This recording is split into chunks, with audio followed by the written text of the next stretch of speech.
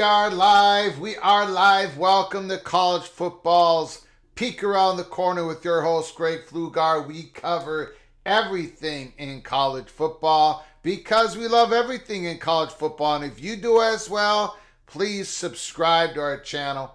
Smash the like button if you like our content. Share the video with your family and your friends if you want to support this college football Rebel Outpost channel with a donation. Hit the $sign where you make a comment and I'll get to you super chat as quick as I possibly can.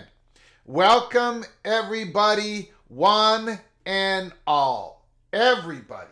Welcome into the studio that sits on the corner of Keith Jackson Parkway in Kurt Gowdy Avenue. Do not be afraid.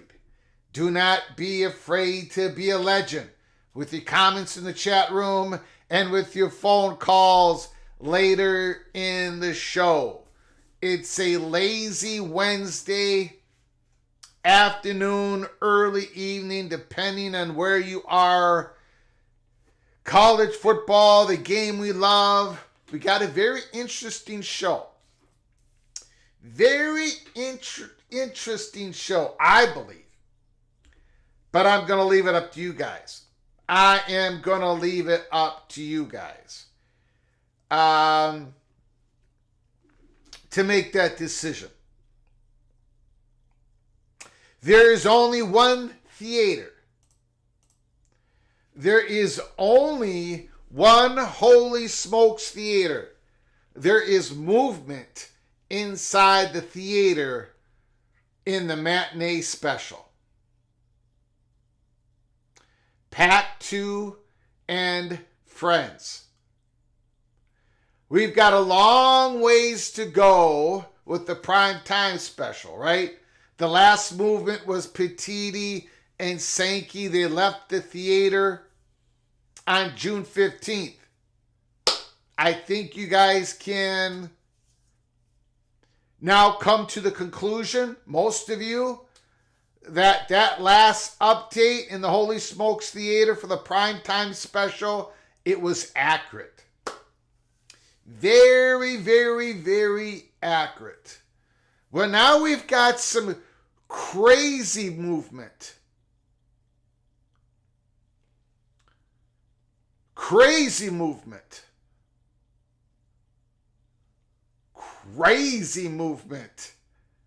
in the Holy Smokes Theater during the matinee special. We have had this for about 10 days. There's been a couple of times during the last week I've said, we're going to drop something. We're going to drop something in the early peak Cloak and Dagger episode. We're going to drop something. And we've never have dropped it. And I was going to wait another day. We've been busy, man, here at Peek Around the Corner. We have been very, very busy, as you can tell. Well, then I saw someone mention it. What we were going to tell you guys in secret. I saw a national reporter mention it in public today. And I said, whoa, this might. Now, I haven't seen anybody talk about it. on the message boards, on X. Maybe you have, but I haven't seen it. There's something percolating. There is something percolating in the Holy Smokes Theater, Pack 2 and Friends.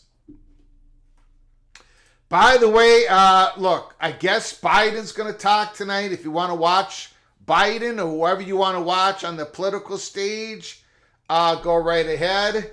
I am not doing a primetime address to the nation. If nominated, I will not serve. I've got enough going on in my life. I'm squeezing this live show in today. Between this and that and the other thing, holy smokes. But I had to do, you remember, Wednesdays are my most difficult days to get something launched. But we had to do this live show. Now, I know a lot of people out there are like, I'm not interested. I don't care what's going on with Oregon State. I don't care if Boise State's at the middle of the stage. I don't care what that reporter Jerry is doing. I don't care if the popcorn line is small or long. Greg, I don't care, especially about the matinee. I'm sorry. I get it. If you don't want to watch, I get it. But we cover everything in college football. Everything. There are going to be topics that I talk about that you're not going to be interested in. I get it. I know there was a Big Ten Media Days. I know. I see what the coaches are saying. Coach speak. I'm not sure what the UCLA head coach was saying. But most of the coaches, I get it. Lincoln Riley says some interesting things, whatever. I get it. But here at Peek Around the Corner, we go where the story goes. And sometimes it takes us to the deepest, darkest corners of college football where maybe only 6 of you are interested.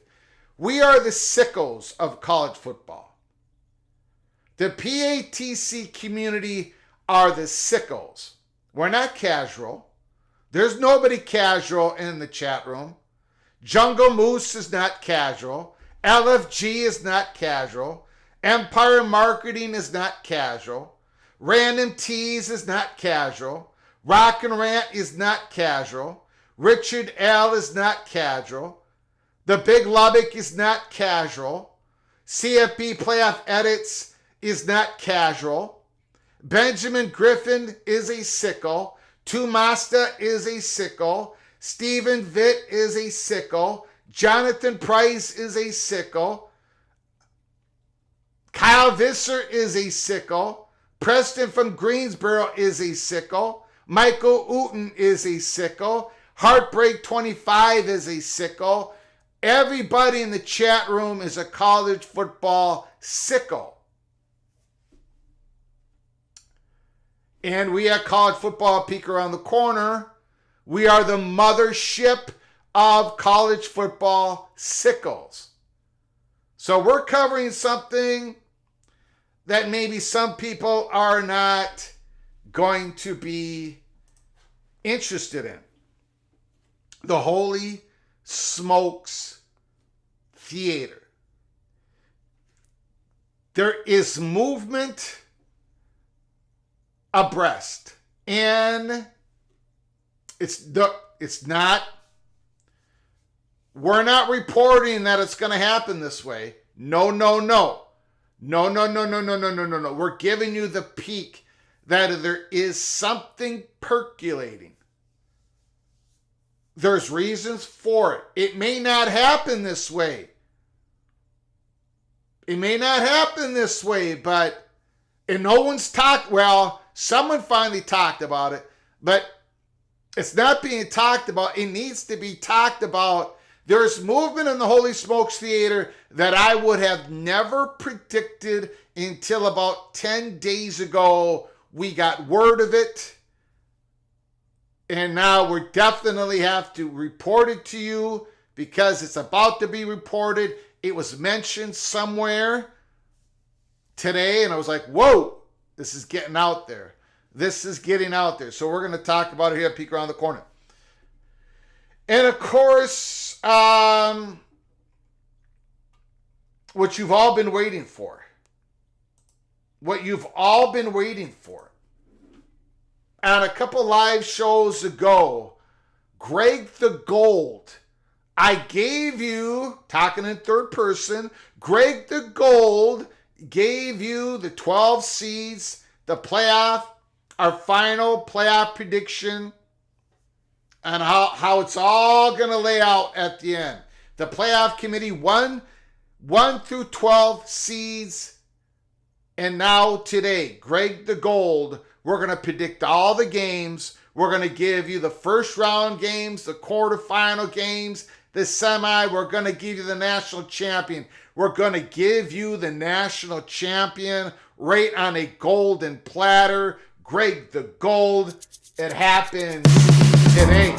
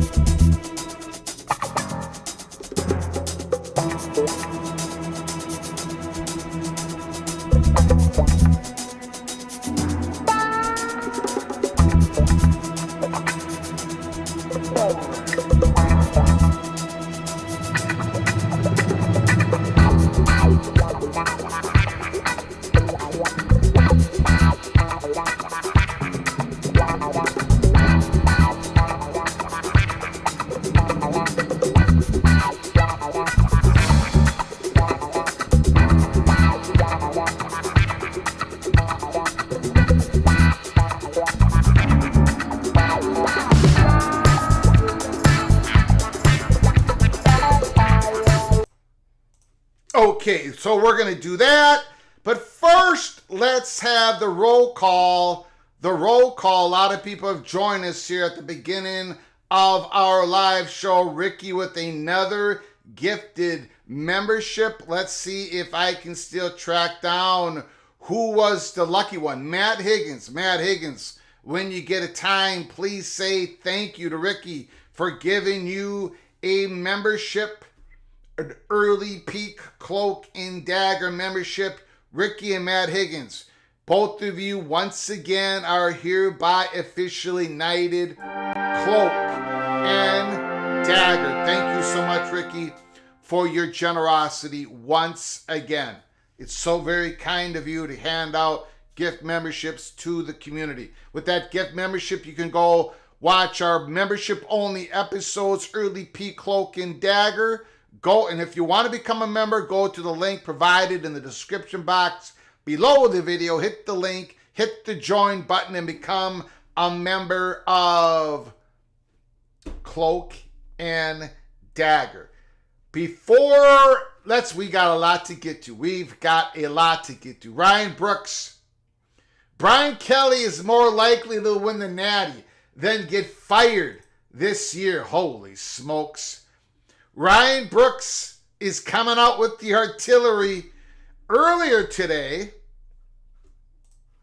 Let's see if I can find it. I put out my bold predictions for 2024. Number 5, Texas is going to play number 12th seed Texas State in the first round of the playoffs. For those of you who watched my prediction show, you already know that. And I'm going to show it again on the board today with Greg the Gold segment. Texas Longhorns are going to come in at the 5th seed. Texas State, the number 12th seed. NC State, ACC champions. All of you know that I predicted that. McMillan receives Heisman invitation. Yes. Fafita to T-Mac is going to be one of those storylines throughout the season. McMillan is going to put up stats like no other. And he's going to be the one wide receiver that is going to be invited to the Heisman ceremony. That's the bold prediction. The Golden Gopher, Darius Taylor, is going to lead the Big Ten in rushing yards. I don't know how bold that is, to be honest with you. I don't know how bold that is because he's going to get the rock. He's going to average near 6 yards per carry. Dylan Raiola, quarterback, freshman, All-American. And then I got Brian Kelly gets fired. Brian Kelly gets fired. And, of course, Mr. Ryan Brooks is throwing the elbow back, and I don't blame him. More likely to win the national championship than get fired this year. Rodney Lee, thanks for coming on in. Ryan Willie, Jungle Moose, LFG Lee, Empire Marketing, Random Tees, Michael, Jonathan Price, Infamous, Steel Austin, The Grateful Trojan, Ron Elite, Tumasta, Obsidian, Matt Higgins, Lewis is in the house. Lewis is here. John Grove, I'm a CFP sicko. The Architect is in the house. Salt of the Earth. GT, Stephen McNeely is in. Deadeye, Michael Monk. Nathan is here. Benjamin Griffith, Moth Prof, I'm not afraid of dissolution. We got to talk about it. I can't believe we're talking about it. Maybe my cheese has finally slipped off my cracker. Maybe. Daniel Montcastle is in the house. Thanks for coming on in, my friend Dan Montcastle, the Big Lubbock. Josie, Michael 19th C fan is here. Richard L, Colorado Buffalo, Infamous Frontrunner. Jonathan Price, Kyle Visser, Fool's Gold, Ryan Brooks, Dave B is in the house. Morris Simmons, Mr. Seminole, Randy Taylor, it's happening. Dogs and Dubs, Funky is in the house. CFB Playoff Edits is here. BYU Patrick Baylor Bear, Expedition Greg, Kerry Gold Nose is in the house. Rob Ellen, Marcus Williams, let's go. The Almighty Finn, Christopher Shannon, Ron Elite, Go Black 45, The Almighty Finn, John Famlor. Ricky, of course, is here. Jamie Thornton, Mrs. Arkansas Razorback. Justin Lucas, this is for the matinee. But Mr. Lucas, you might wanna hang around to see what I did with the North Carolina State in the playoffs. They're going to be in the playoffs. They're going to be the third seed. And everybody's going to find out what me and Mr. Lucas already know. In Charlotte, North Carolina, when North Carolina State plays Tennessee, one team is going down. One team is going up. You know who. You know who's going up. You know who, PATC community. Don in Kansas is in the house. Thomas Moss is here. Holy smokes. Kenneth Bowman. Wyola's going to lose his first game in week 2 to Colorado. That's a night game. That's in Nebraska and NBC. NBC, Saturday night, prime time. Buckle up. Okay, let's get to the stories here. Let's get to the show. Thanks, everybody, for coming on in. A lot of people coming on right at the start of a Wednesday, July 24th show. Sports Business Journal reported a little bit before we came on live. The NBA has announced today has entered into a $20.9 billion 11-year deal with Amazon, ending the 40-year partnership with Turner Sports. The reason why I'm bringing this up in the College Football YouTube channel, this may have some effect going forward when it comes to Turner Sports, TNT, TBS, all under the umbrella of Warner Brothers Discovery. Are they going to get more into the college football space because they're not going to have NBA? Now, right before, I'm talking minutes before we came on live, Warner Brothers Discovery put out a comment and basically saying, the NBA has misread our initial agreement, this exclusive window, our ability to match. We believe we have matched Amazon's deal with NBA. So I as of right now, it doesn't sound like Warner Brothers Discovery is going to drop this. We shall see. I just wanted to bring that up first before we go on to our other stories. Okay, let's go on to our prediction segment. Let's get this going, baby. Let's get this going.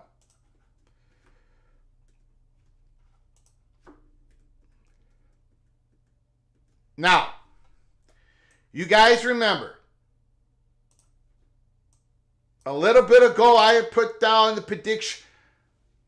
We have spent live show after live show after live shows. They've been on Monday. So if you missed them, if you've missed our breakdown of all the conferences, the power conferences, and if you've missed our breakdown of the G5 a couple months ago, but recently in the month of June and July, we've spent our Mondays breaking down, predicting order of finish, big breakdowns of every single team. And then we had our order of finish. And then a couple live shows ago, we did our playoff seedings, right? Georgia number 1, Ohio State number 2, North Carolina State, the ACC champion, number 3. Kansas State gets the last bye, the first round bye, the Big 12 champion, Kansas State, number 4. And then Texas, number 5. Oregon, 6.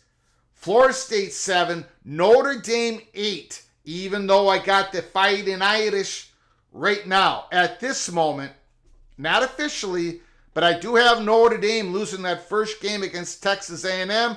I may switch it, but right now I got Notre Dame losing that game, but I still got them becoming the 8th seed. Number 9, Ole Miss. Number 10, Penn State. Number 11, Alabama. And my G5 champion with Jordan McLeod as the quarterback, Ismail Mahdi, the great running back, Hobart, the great wide receiver, Texas State Bobcats going to be scoring, averaging 45 points a game, giving up 42 points a game. It ain't going to matter. If they beat Arizona State September 14th at home on ESPN2, I believe they're going to run the table. In the Sun Belt, they're going to become the 12th seed in the playoffs. Now, going forward, I've talked about all this before, but this is where Greg the Gold stopped. Talking in third person. This is where Greg the Gold stopped. Now, what happens after this, ladies and gentlemen? What happens after this? I don't know. I can't get my system to work. Hold on. Something is wrong. Of course, something is wrong. Here we go.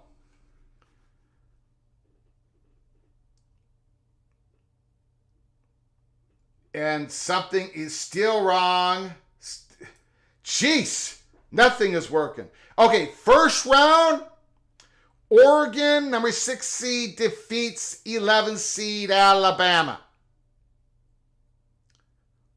So then it's going to be North Carolina State, number 3 seed, versus Oregon in the quarterfinals. 7 seed, Florida State defeats number 10 seed, Penn State.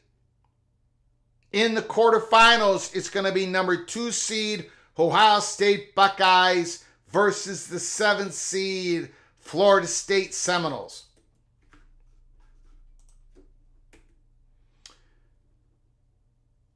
And I don't know, I already screwed up somehow, but I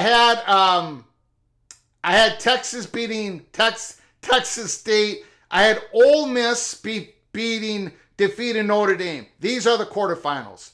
Texas defeats Kansas State in the quarterfinals. Georgia defeats Ole Miss. Oregon defeats North Carolina State. Ohio State defeats Florida State. So, the semifinals. Georgia defeats Texas. Oregon defeats Ohio State because I don't think the Buckeyes can beat the Ducks 3 times in the season. In the regular season, in the Big Ten championship game, the semifinals, Oregon finally trips up the Buckeyes in the semifinals. It's going to be Kirby Smart versus Lanning, national champion, and I got the Georgia Bulldogs defeating the Oregon Ducks in the national championship. 1 seed defeating the 6th seed. Georgia gets back on top of the college football world. Carson Beck wins the Heisman, the quarterback of Georgia. There it is, ladies and gentlemen. That is my predictions. Georgia goes over Texas. SEC versus SEC. Oregon, Big Ten defeats Ohio State. Big Ten over Big Ten. Then the SEC, Georgia defeats Oregon. There it is, ladies and gentlemen. There it is. Let me know how wrong I've got it once again. But I'm not going to get it wrong. Greg the Cooler. It ain't Greg the Cooler. It's not Greg the Cooler. No.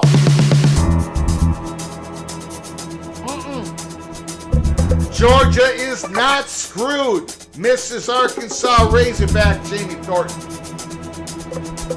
Ohio State is not going to win. They're not even going to get to the championship game because Greg the Gold Almighty Finn. Oregon is not playing for the Natty. Oh, yes, they are. Yes, they are.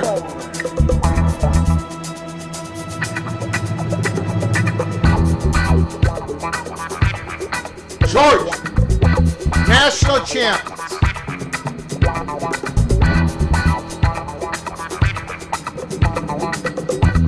Mr. Ed, wow, you sure went out on the limb on that prediction. They're the best team in the land. Georgia is the best team in the land. No question about it.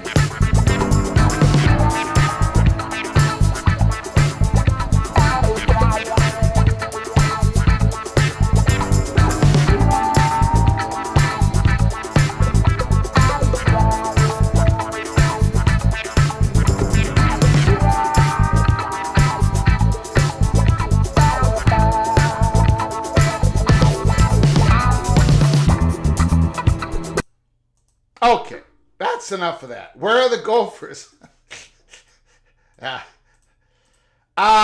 They did not quite make it. They're finishing, what do I have them? 9th place in the Big Ten. Josh picked Oklahoma State to win the Big 12. I've got them 8th. Well, drug test, please. Holy smokes. Refrigerator's running again. Holy smokes. Greg the Gold theme song has made this show pear-shaped. Holy smokes. I'll have what Greg is drinking. I'm having a Diet Coke. Okay. Rock and Rants, thoughts and prayers to 80% of you on Greg's list. Wow. Wow, there is not much confidence in me this year. You guys are not showing much confidence in me. Now, that might have to do with my 42% winning percentage against the spread in 2022. My 40-some winning percentage against the spread in 2023. I get it. I understand. No question about it. But see, I wasn't focused back then. I fell in love too much. I thought with my heart, not with my brain. That was the problem. This year, I'm not falling in love, except with North Carolina State. This year, I'm not falling in love, well, except for Texas State Bobcats. But this year, I'm not going to fall in love. I'm not going to fall for these traps. I'm not. I've done this scientifically. I've looked at the hand size of Cam Ward. Less than 9-inch hands. Miami's out. Missouri's defense, they did not backfield good enough. Missouri just misses. They're out. I've seen Alex Orji, the quarterback in Michigan, try to throw the ball downfield. It ain't going to work for Michigan. And they're going to pull the plug too late. Sharon Moore is going to give their quarterback too long of a burn time. Michigan is just going to miss the playoffs. They're out. Utah, they're going to be coming in like a gangbusters, but those injury problems are going to sneak up again. Oh, it breaks the heart, but I got to think with the mind. Utah comes up just short. Memphis is going to lose a couple games. They're probably the best G5 team in the country, but they're not getting the 12th seed.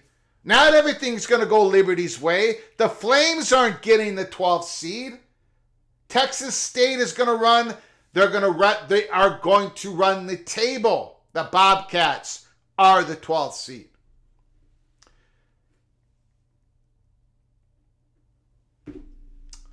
Greg the Gold. I'm not going to play the music again.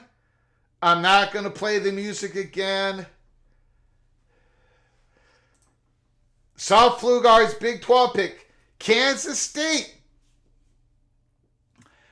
I did not have Kansas State to win the Big 12 until they landed Dylan Edwards in the portal. That's going to give A.V. Johnson an escape valve, something that he's going to need besides the tight ends. Dylan Edwards is going to catch 40 balls out of the backfield. He's going to make big plays. J.D. Giddens. That was Greg the Gold. Greg the Gold does not have feet of cement. I was able to move just like the music, get out of my silo, and there it is. I've got Ohio State winning the Big Ten. I've got the Buckeyes beating the Ducks. I got the Buckeyes beating the Ducks in the Big Ten championship game. But Dylan Gabriel's not going to get beat 3 times in a row. Oregon defeats the Buckeyes in the semifinals. And then the Ducks lose to the Bulldogs.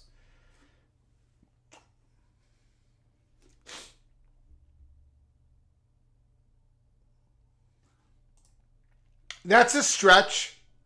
Christopher Shannon McMillan to the Heisman room, but Arizona not in the Big 12 championship game? Correct. It's a stretch. I admit it.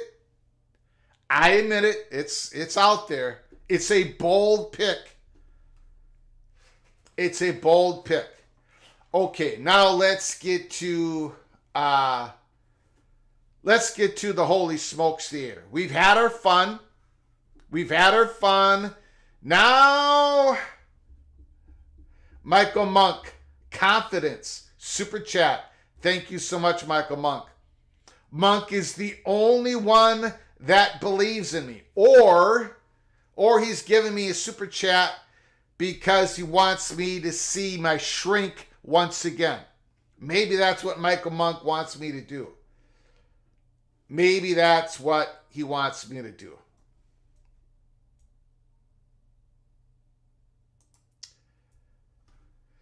Thank you, Michael Monk. Appreciate that generosity. Thank you so very much. Okay. Holy Smokes Theater.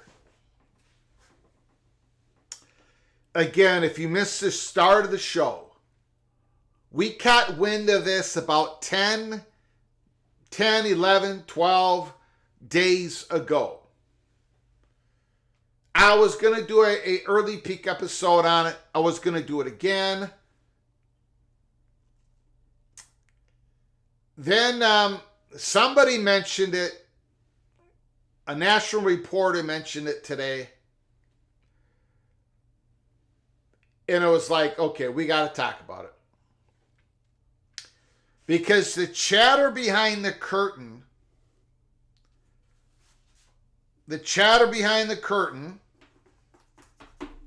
is talking about it. And it's something that's not being talked about, I don't think, anywhere. Now, of course, I don't, maybe it is, but I haven't seen it anywhere. The Holy Smokes Theater, the last update that we had, there were 6 schools standing on the stage. Fresno State was to the right of center stage. We talked about the issues that Fresno State has, their stadium, not being able to pass a local tax initiative to raise money to help rebuild that crumbling stadium. They've got issues at Fresno State, but still considered one of the top 6 value athletic departments in the Mountain West. So we had Fresno State right of Boise State. Boise State has the center of the stage. Then it's San Diego State to the left. If you're looking at the stage, San Diego State to the left of Boise State. Then Colorado State. Then UNLV. Then Air Force. Those 6 schools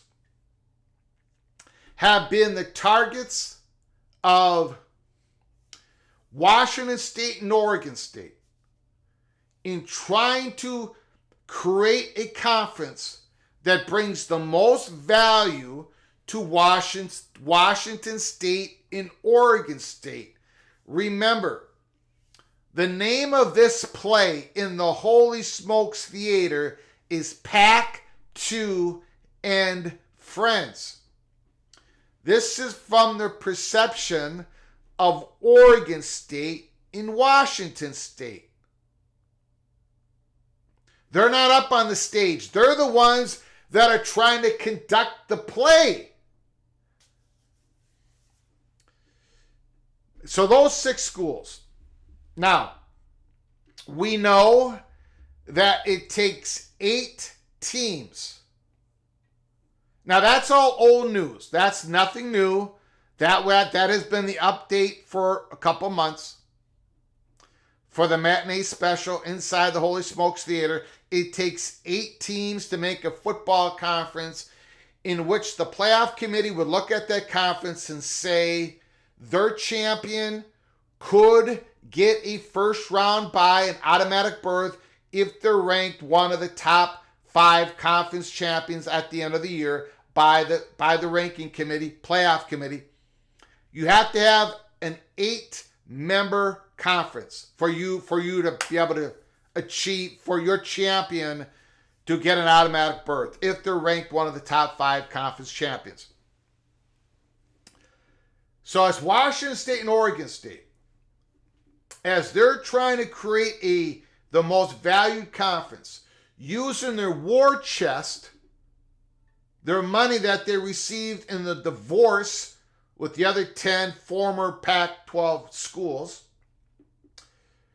it was thought, and it still is an option, of course, of Oregon State and Washington State taking the top 6 Mountain West schools, paying off their exit fees to get out of the Mountain West, which could total up more than $60 million total to get those 6 schools that I mentioned, and have an 8-team conference, and then try to potentially pick off a couple of the top AAC schools. Well, here's the problem. The problem has been, for the last couple of weeks, it has been known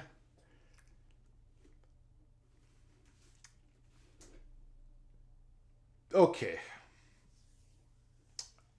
The chatter behind the curtain, there is the belief that while the valuation showed that this 8-team conference would provide more revenue to a Boise State, to a Colorado State, to a San Diego State, to an Air Force, more money than they get now in the Mountain West. In 8, it's not enough. It's not enough. It's not enough for them to just say bye, to join Oregon State and Washington State.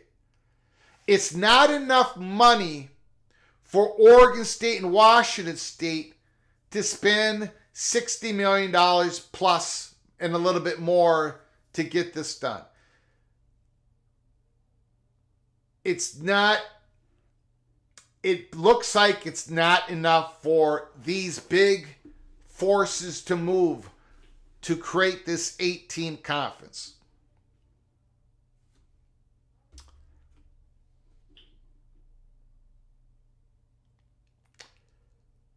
So, the next option, and I can't believe I'm bringing this up.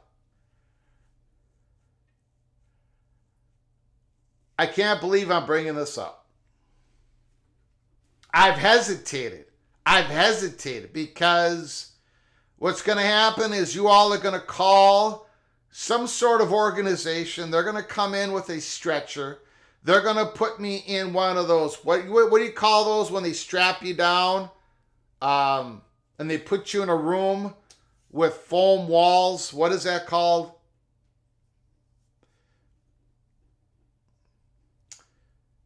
The dissolution theory. Straitjacket. Thank you, guys. Straitjacket. You guys are going to put me in a straitjacket.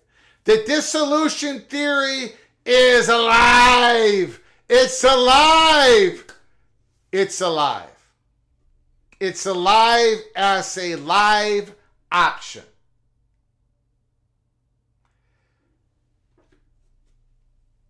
So,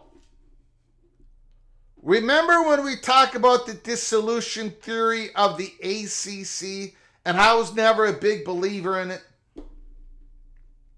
The ACC does not have dissolution in their bylaws.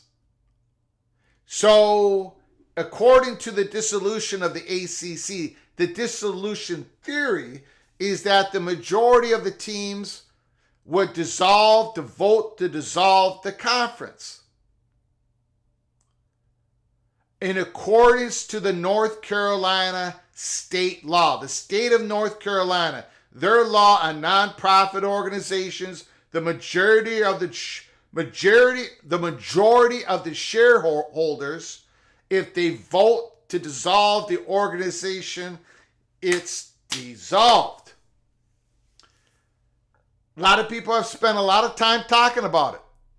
We've let people speculated on it. I've been told it's probably something that's not going to happen because it's just going to go into more litigation.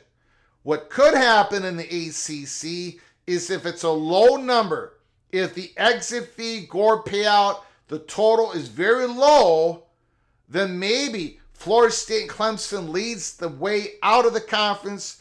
Other schools would pay it up and they could form their own 8-team, more concise, more valuable ACC conference. That could happen. But for members to dissolve the conference just out of the blue before settlement is only going to go into more litigation. It's not going to work. But,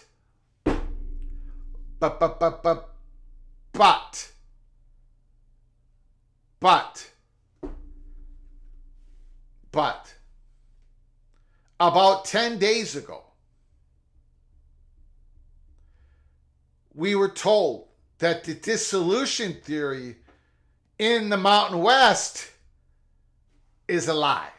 It could happen. It very well could happen. And let me explain before you call that straitjacket to come on in. It's going to have to be a pretty big straitjacket, a pretty big straitjacket to get me all tied up.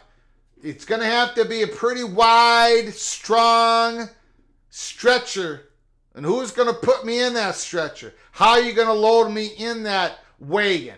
How are you going to load me in that wagon? So I think you should just calm down and listen to what I've got to say.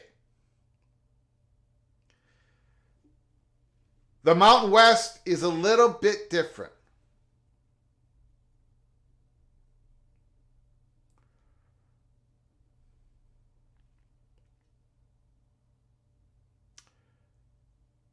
It has dissolution in their bylaw. So there is no litigation.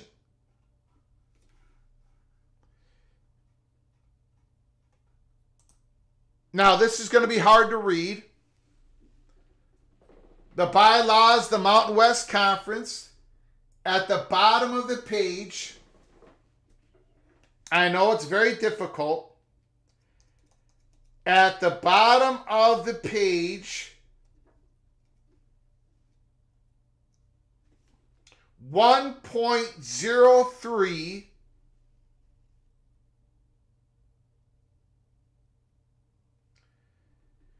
Voting rights of members. Each member institution shall be entitled to appoint one director to the board of directors in accordance with Section 203. Member institutions shall be entitled to vote with respect to the dissolution of the corporation pursuant CRS 7-134-102. The affirmative vote of 3/4 of the member institutions shall be required to dissolve the conference. Member institutions shall have no other voting rights. Now, up above in the top paragraphs, it talks about membership and how to vote a new member in. But in the bylaws of the Mountain West Conference, there is the dissolution. It's all laid out in front. What does that mean? What does that mean? What it means is this. It means if schools in the Mountain West have the political will, it means that 9 of the Mountain West schools, which means Utah State Aggies, the Wyoming Cowboys, the Nevada Wolfpack, have entered into the Holy Smokes Theater, and they're sitting in the first row. If those 3 schools and the 6 schools that are standing on the stage dissolve the conference, then those 9 schools can join Oregon State, Washington State. None of that war chest is used. None of that money is used. An 11-member conference with room to add 1 or 3 other schools if they could use some of that war chest. Some of that war chest not to buy out the exit fee of the Mountain West, but to use that money to entice a couple. Memphis is not going to be interested. Tulane probably isn't going to be interested, but we're talking about UTSA and a couple others. They can use that war chest to bring on possibly a couple more schools in the Mountain West, in the new Pac-12 or the new Pac-14, and become the most perceived valued G5 conference in the country, to have the inside track to get that automatic, that 5th conference championship. The question is, so New Mexico, San Jose State, Hawaii get left out. Do they have the political will? Do they have the political will to get this done?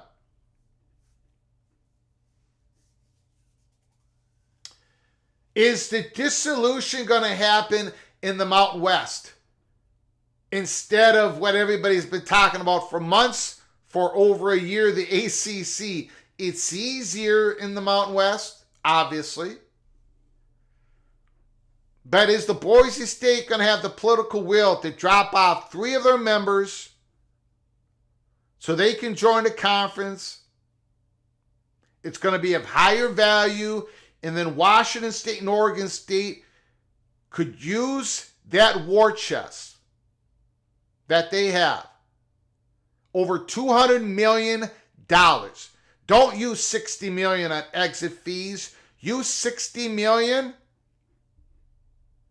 to bring on a couple of most high value G5 targets that you possibly could get.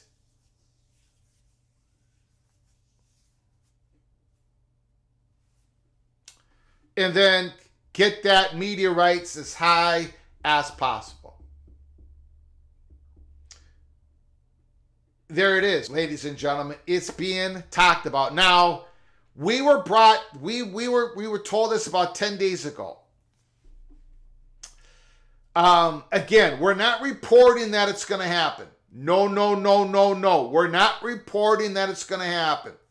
We're not. We are not. So if it happens tomorrow, we do not have the story. But we're giving you a peek of a real option that the chatter behind the curtain are talking about and they're keeping an eye on. They are.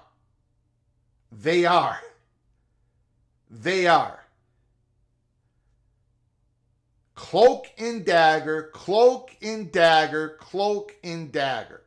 Are they going to put the dagger in 3 of those Mountain West schools and dissolve the conference?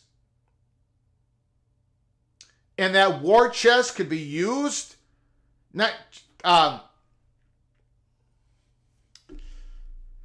for exit fees, but for propping up the highest brands in the Mountain West to get them on board. You can have unequal revenue sharing, a little bit of that.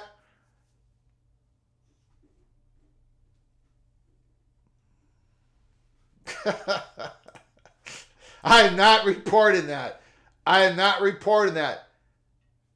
It's a live option. Ladies and gentlemen, it is. It is.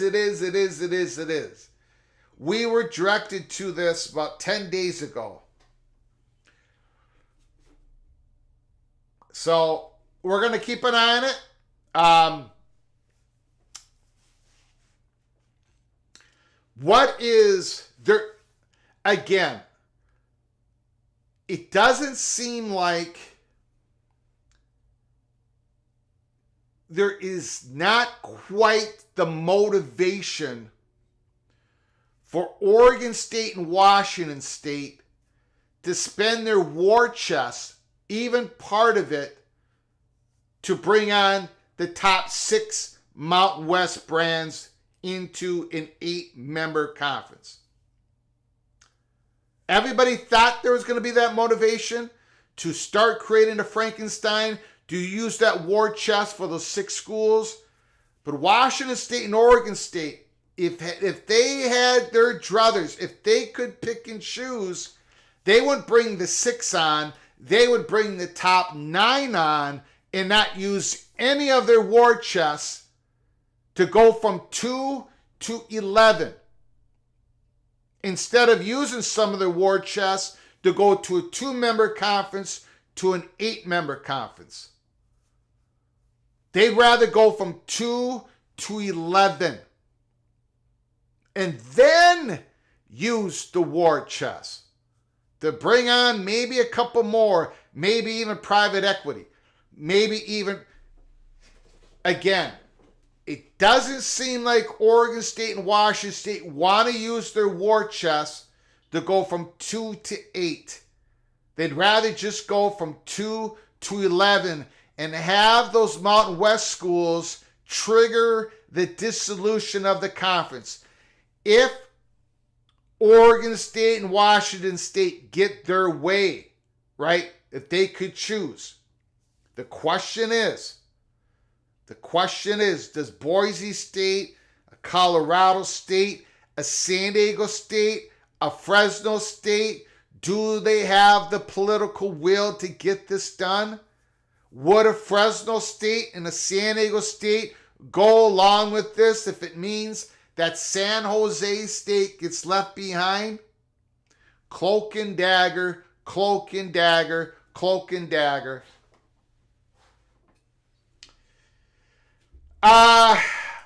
Let me check some comments here. I'm going to open up the phone lines.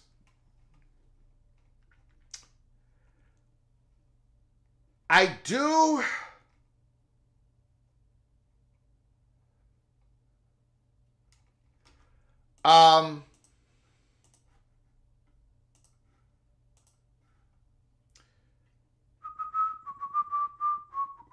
There is something I wanted to talk about.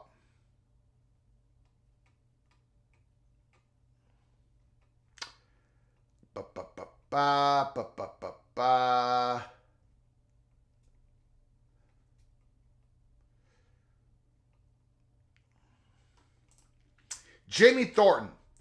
Hey, Greg, have you heard that for ESPN to get an extra $50 million, they need to get rid of Raycom and regain their Tier 3 rights, and ESPN might renew the ACC media deal, and that would mean a new Gore.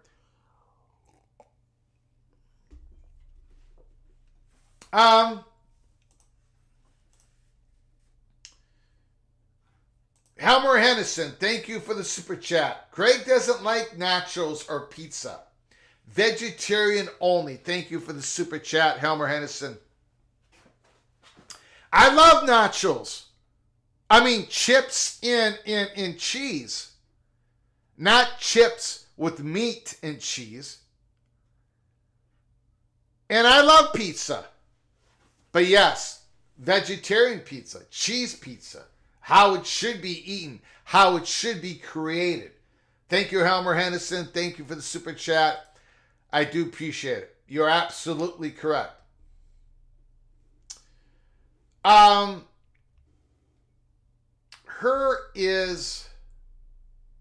So I have been notified, I have been told, I have been shown by certain members of a certain fan base that I don't know how to describe it. The new belief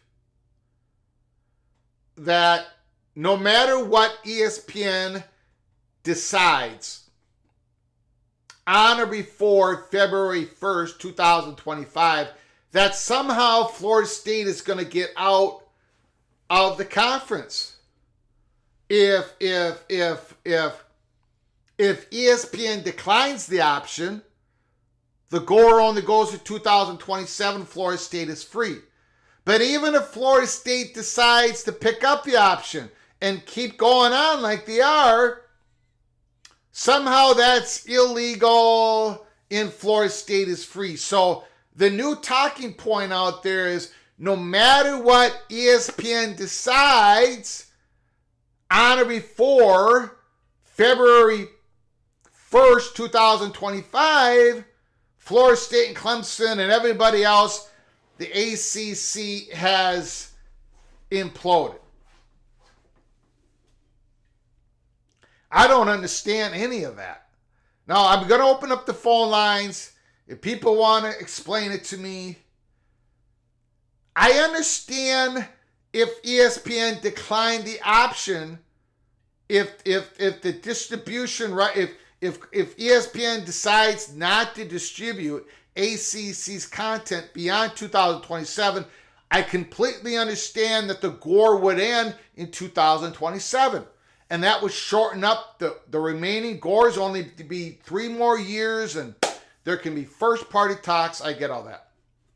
But the idea that if ESPN decides not to drop the option, that also would make it so Florida State is free and clear, I don't understand that at all. I don't get that. I don't understand it. Ladies and gentlemen,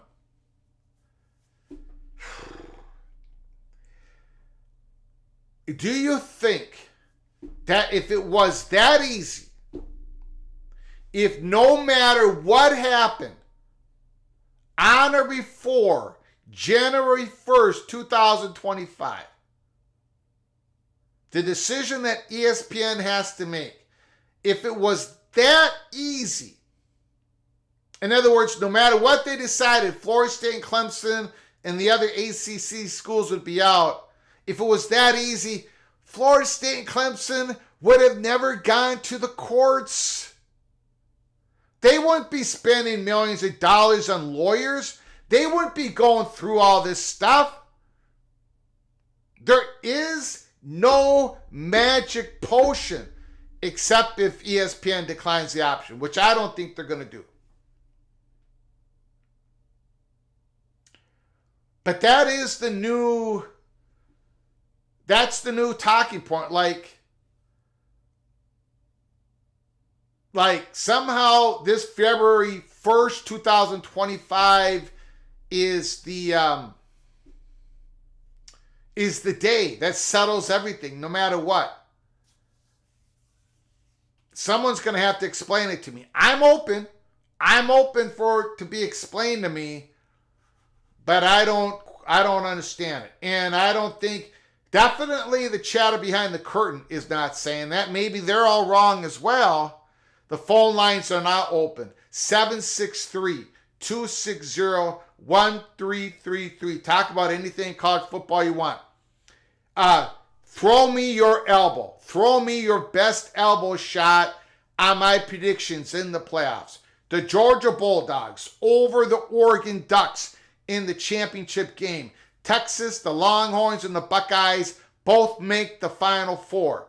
Throw me your fiercest elbow on my prediction. Talk about the dissolution theory in the Mountain West Conference.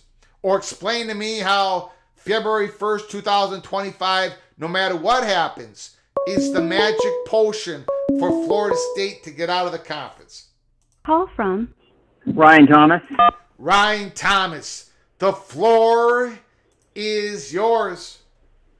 I seem to recall saying about 8 months ago that it would be foolish for Oregon State and Washington State to spend the war chest on going after Mountain West teams. Just put that out there. Got it. You're a genius. But it does seem. Well, I said at that point you'd probably be better off, merging with the Mountain West and keeping that money. But who knows? I mean, Hawaii's program and situation is in such a tatters that I wouldn't be surprised if that folded folded in the near future. The stadium situation is horrible. They can't get a new one off the ground there, and they're playing in basically equivalent to a high school stadium. And it's just, it's a terrible situation there with the revenue and travel issues. That's one thing. And then poor New Mexico. I know San Jose State is working on building a new stadium or rebuilding their stadium, but I think this might actually have some legs to it. Those 9 members. I'm not sure who number 12 or number 13 or 14, if they go that far, would be from the I guess it would be the AAC. Yeah. Maybe Tulsa. Tulsa could be an option. I think Navy. I think UTSA would be targeted, but you might have to. Yeah. You might. All that, of course, are long shots, but right now it's worth speculating on. Well, but Greg, it's possible because if the ACC has to do backfill, you have to figure that Memphis and Tulane have got to be on that list. And for the ACC, yes, correct. The ACC backfill. So if the AAC loses Memphis and Tulane, sort of, if you're UTSA and North Texas and maybe Tulsa. Maybe the new PAC, whatever we want to call this, PAC. It's going to be the PAC, I think. Go ahead. Yeah, PAC 14, PAC 16, whatever they're going to call it. Maybe that becomes a viable option to them, right? I think I could very well see them, having an 11-team conference maybe. Look, the Big Ten did it for, close to 20 years almost. So I could see them doing an 11-team conference, Greg, and then, waiting to see what happens with the ACC and if the ACC poaches the AAC, maybe some opportunities become available. So, okay, now explain to me this ESPN thing. I know go ahead. This because I know you have a very strong opinion on this. If you have an opinion, never, Greg. No. If we are okay, you and I are in agreement that if ESPN would decline the option, obviously that shortens the ground rights in 2027. Uh-huh. Why, what do you believe? Like, do you believe if ESPN decides not to drop the option to continue on after 2027, that somehow that decision would open up some sort of gateway for Florida State and others to get out? That's what is being said out there, and I don't quite understand that logic. I don't think so. I think that this is, you have people who aren't lawyers trying to interpret things. What it would probably be would be a cancellation of the option and then a new deal for the remainers, probably at a significantly less amount, would be my guess. But I mean, I don't necessarily. I'd have to see what the agreement would be. I really would. I have no clue possibly what it could be. But I mean, my guess is anything could happen here. So, I actually think I'm going to be honest with you, and I told you this before, that I think other than conferences that have pretty significant, fan bases, like the Big Ten and the SEC, I think conference networks are kind of going the way of the dinosaur. I think because look how ESPN works with ESPN Plus, right? With ESPN Plus, the schools are actually incurring the equipment and the capital infrastructure costs, and ESPN, like, I'll give you an example. Like BYU, for example, BYU has a state-of-the-art production facility, and essentially, it's top quality, ESPN quality production, and essentially all ESPN does is slap its logo on there, and ESPN doesn't pay a dime in really other than reimbursing for the production, a couple of production costs that, but doesn't pay a dime for the capital infrastructure. I think that you see all these schools engaging multimedia rights companies and investing in these, in the long run, that's going to be cheaper for ESPN because when they go on site, if the schools already have the production equipment there, they can just, basically essentially rent it and do the games. I don't know if the ACC network itself, I think because carriage fees are going down, you have to constantly buy new state-of-the-art production equipment to keep it fresh and keep it nice. I think long-run profitability, the ACC network is going to die. It's a dog. So I mean, they can take a while though. Yeah, but here's the other. I'll give you my other example, Greg. It doesn't matter. Let's say I can buy something for $1 and sell it for $5. A $4 profit. That's great. Just because I can buy something for $1 and sell it for $5 doesn't mean that that situation is better than buying something for $5 and selling it for $10, right? Yeah, you're right.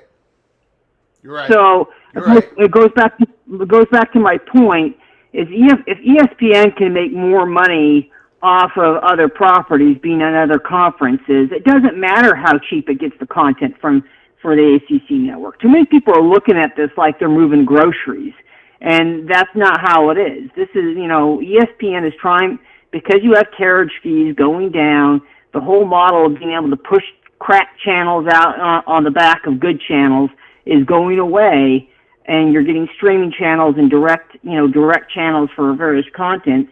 The only way to really make money is to create premium content, and that's how you get those ad buys up and those viewership things. I mean, you look at like you said, the Big Ten network is really trying to focus on ways to get its ad buys up, right? Yes. To offset the declining revenue. Yeah. But I don't know what's going to happen. My guess is ESPN probably waits. We'll probably hear more chatter on what happens with that option towards the end of the year. I think in December or early January, we'll probably start to get a good idea. And I've said this before when I've called in.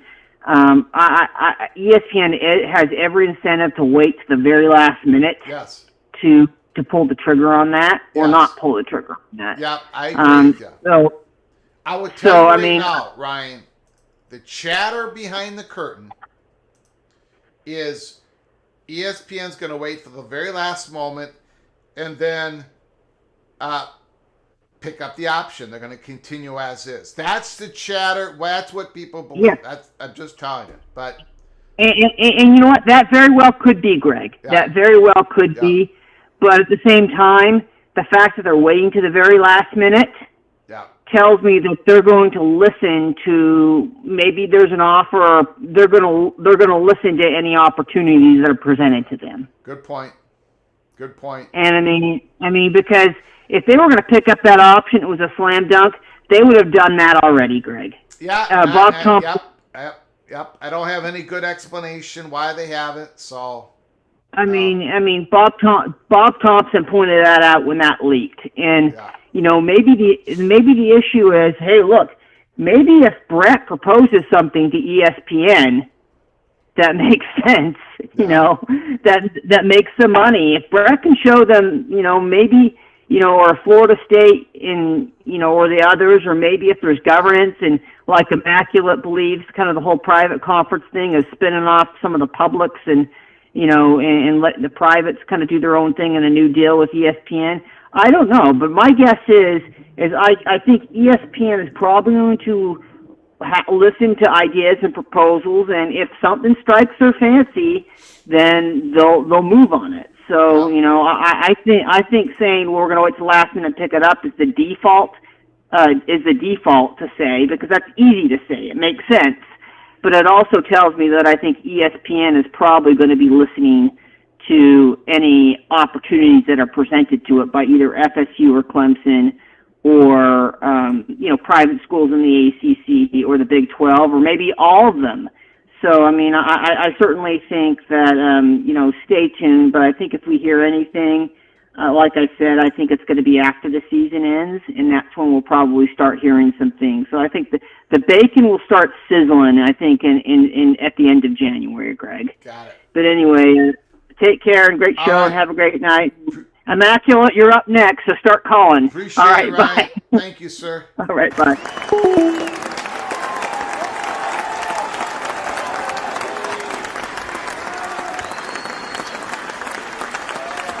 Yeah, I mean, the ACC network is profitable. It doesn't, just because you're profitable, it doesn't mean you're going to continue on as is. But it is what makes the ACC schools bring in as a little bit more revenue than the Big 12 schools. It's the network. It's not the Tier 1, Tier 2. Call from John Grove. John Grove, the floor is yours. Go ahead, sir. Hello. I lost John Grove. Give me a call back. It's the ACC network money.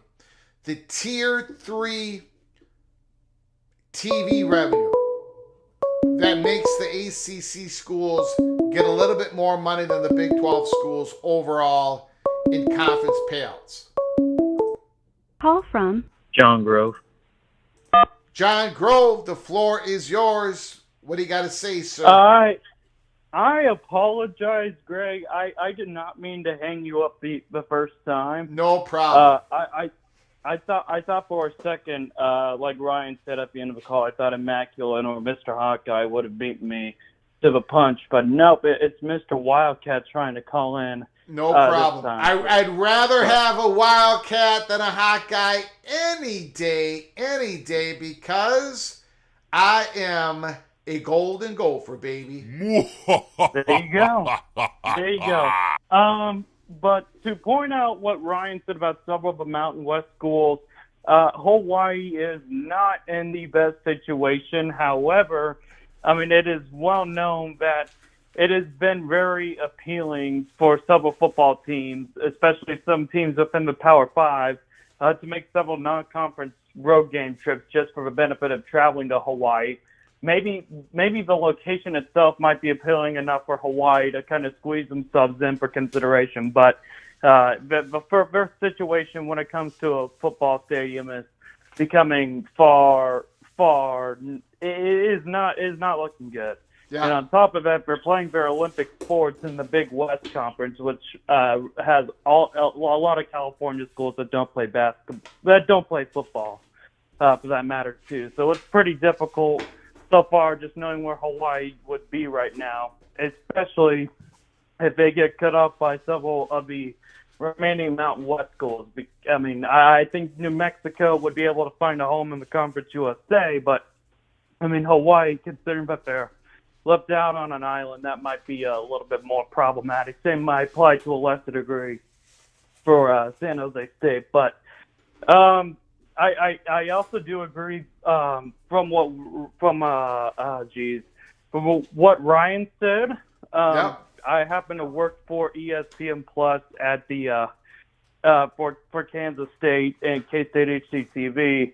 A lot of the schools have been buying their own equipment, a lot of their own infrastructure to host several of the Tier 3 events. Yes.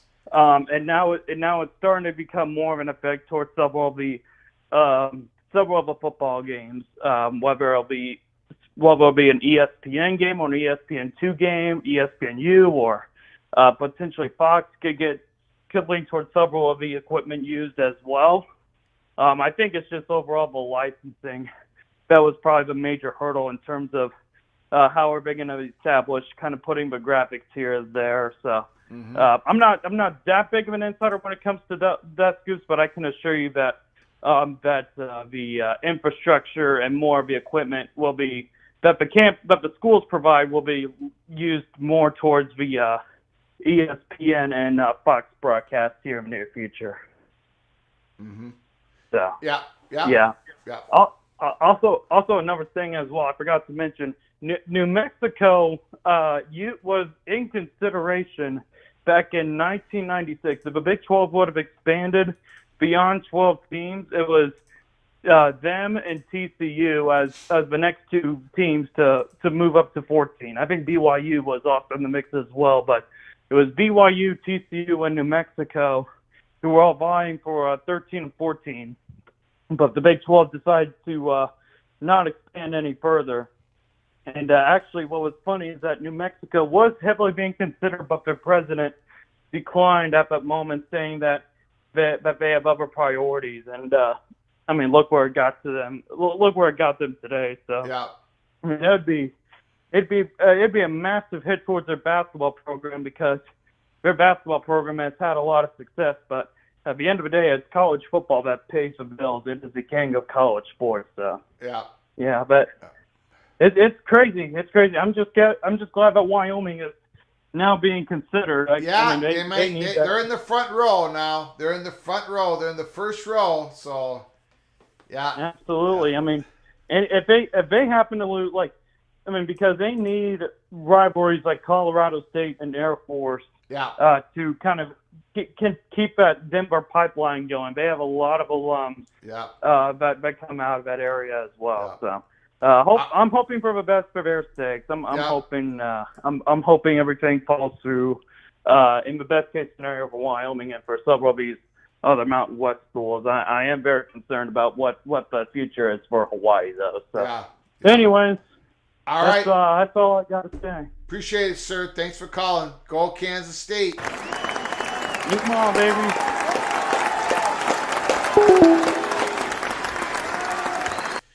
Yeah, I got Kansas State winning the Big 12, the number 4th seed overall. They're going to be playing number 5 seed Texas in the quarterfinals. It's going to be a home game for the Wildcats in Manhattan. That's what I think. Let me know what you think. Let me know what you think is going to be that 4th, 5th seed game in the first round of the playoff. Or it might not be 4 versus 5. It may be 4 versus 12. It could. It could happen. It could happen. I don't know, Jamie. That's the question. The question is, does those Mountain West schools have the political will to dump 3 of those other Mountain West schools? That's the question. It's an option that everyone's looking at now. It's a live option. It doesn't mean it's going to happen. Call from John Grove Encore. John Grove encore. Go ahead, sir. I will make this very quick as well, but the K-State Texas game would be neutral site since it'd be the next round. So it'd be one of the New Year's Six host sites. You're right. You're right. So yeah, there you go. All there right. You go. Appreciate it. Yeah. Yep. Absolutely. Matt Neeson and Vox, Iowa State and KU fans. You guys don't stand a chance this year. All right. Have a good one, Greg. Thank you, sir. Yeah, I don't know what I was thinking. Yeah, Kansas State, Texas. Now that game might be what, in the Cotton Bowl? I don't know. I don't know what the for 2024 going into the 2025 calendar year. I don't know where the quarterfinal games. I don't know what bowl games has the quarterfinal games, but we'll find out.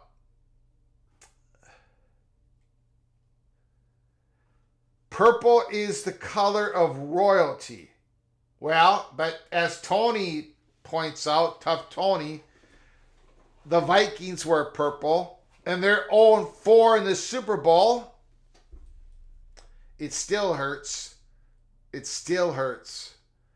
More and more pain every single year. The Gophers, the Vikings, the Wild, go on and on and on and on and on. But congratulations to the great Joe Mauer. Before I get into that, please, if you're new to the channel or if you haven't done so yet, please hit the subscribe button. Please hit the subscribe button and turn on your notifications when you do subscribe, because we can come on live at any time. We can come on live again tonight, 3 hours from now, if there's breaking news. So make sure when you subscribe, have your notifications turned on, and smash the like button.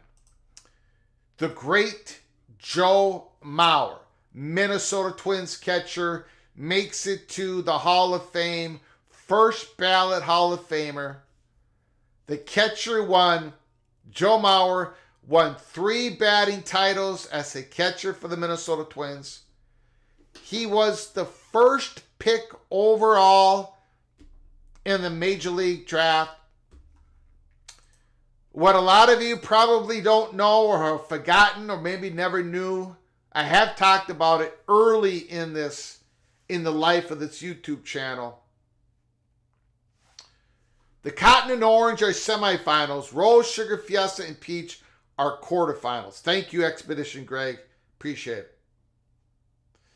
Market text, Joe Mauer could have been a Hall of Famer in football too.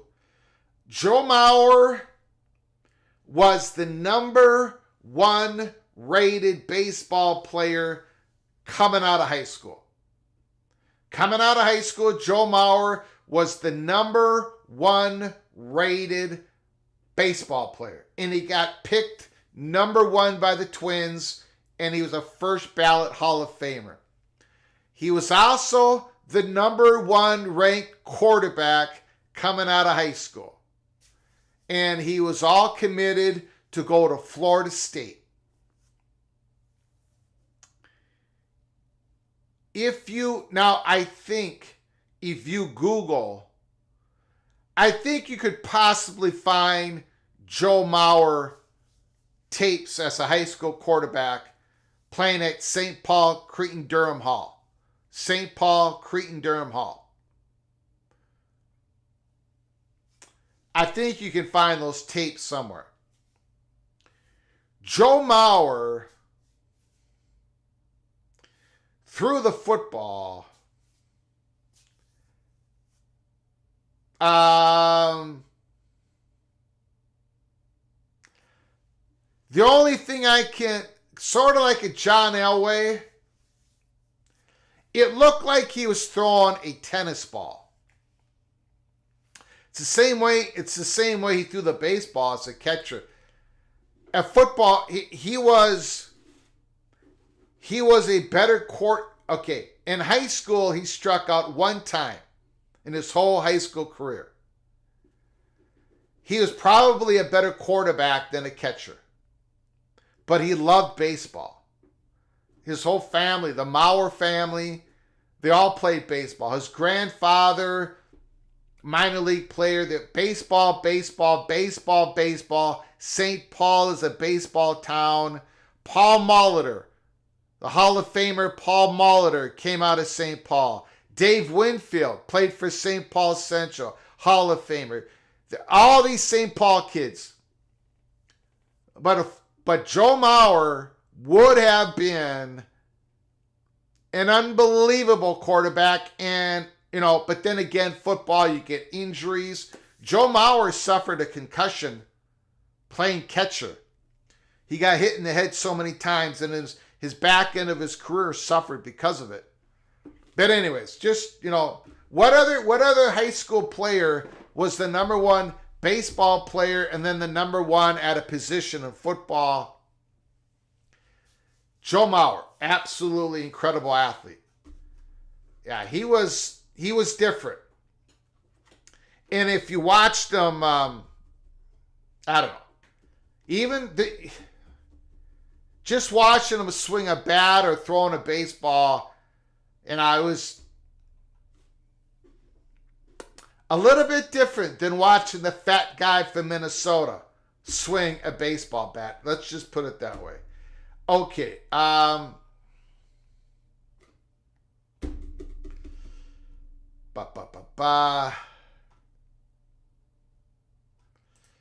Honest question, Greg. If ESPN reworked the deal, ACC schools could leave. I don't know, Jamie, but I think we all have to be careful. I know there's a lot of people saying if ESPN reworks any part of the deal, somehow the gore disappears. I don't think so.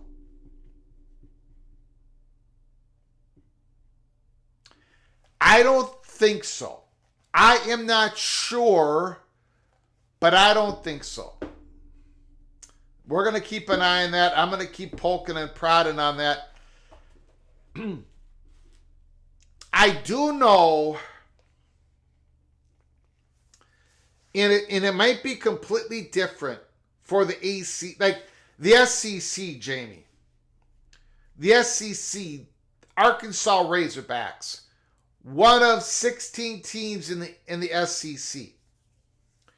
When Greg Sankey was trying to make a decision on whether the SEC should go from 8 conference games to finally going to 9 conference game, Greg Sankey asked the members of his conference, would you support? Are you in favor of going from 8 conference games to 9 conference games? They took the vote. And they took Oklahoma and Texas vote. They included their vote, even though they were not voting members of the conference. But they were going to be voting members of the conference if and when the change is made from 8 to 9. Greg Sankey took the vote. The vote ended up 8-8. 8 SEC schools wanted 8 conference. Keep it at 8. 8 SEC teams wanted to go to 9 conference games. One of them being Alabama. One of them being Nick Saban. Greg Sankey said at the time, I just wanted to see where the conference is. I would like it more if there was a consensus. Either way. However, this is what Greg Sankey said. He said, however,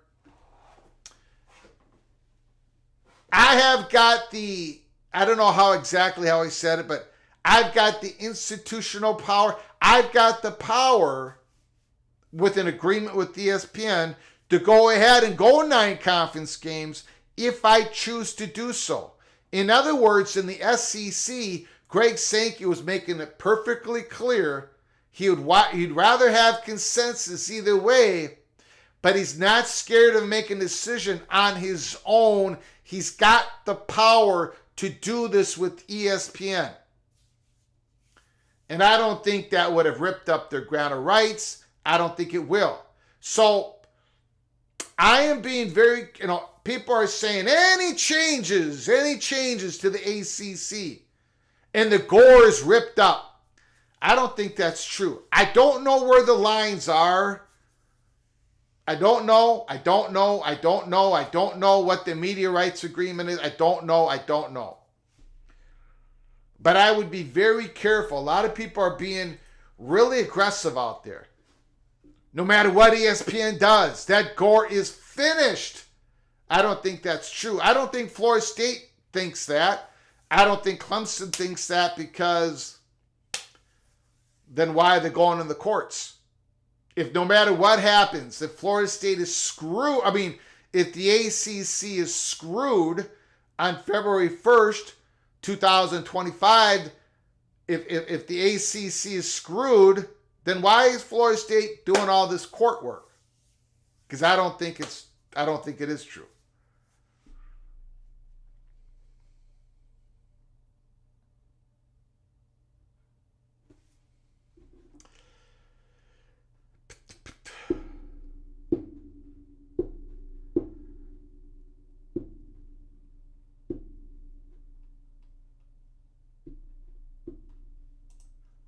Yeah, I remember dual sport Dave Winfield. He was a Minnesota Golden Gopher.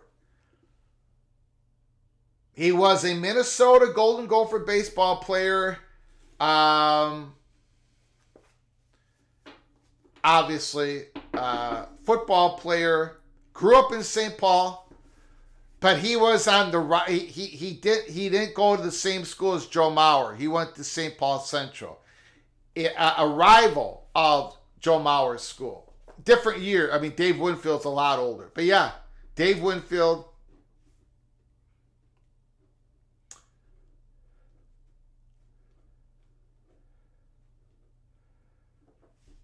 Gretzky played baseball.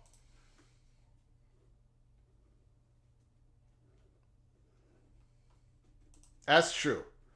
That is true. Tony Gwynn.